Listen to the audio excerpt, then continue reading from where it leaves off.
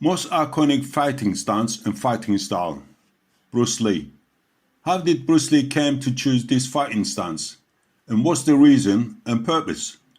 We all know the way he gets into his fighting position and that iconic stance, ready to pass forward and retreat in fast time. Well, it's a fencing stance. It's very effective for attack and retreat. Body sideways, legs 3 feet apart, front knee and back knee bent, front feet 90 degree, back foot heel of ground, foot on toes. Also, when you attack or move forward, you are moving with less body exposure. In other words, you are making your body less visible. Front leg forward, rear leg follows. When retreating, rear leg goes back, front leg follows back.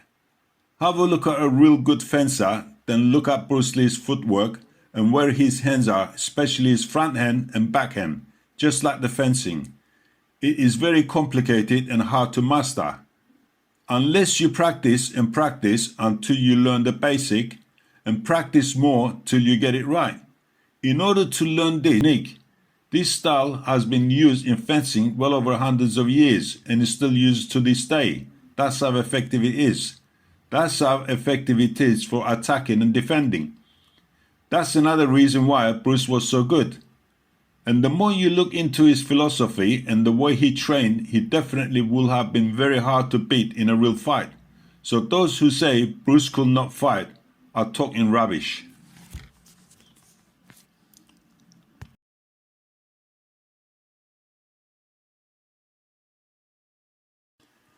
Some viewers are wondering or confused about my channel. Why is it called Sports and Gardening? And why is he doing videos about fighting, boxing and martial arts? And what does he know about fighting? Well, in late 1960s, as a kid at school in South London, I was friends with two brothers, Duke and Clinton. I hated bullies at school and was always in fights with them in the playground and after school hours, outside.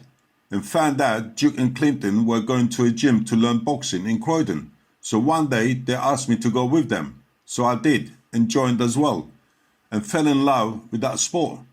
Did this for a few years as a kid, but unfortunately I had to move to another area. And there was no boxing club, only karate or martial arts clubs.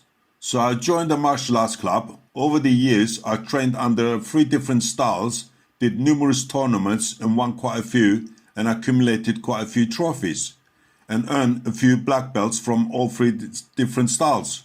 Renshinkai, Kyokushinkai and Mugendao, and also did Kung Fu and learned weapons.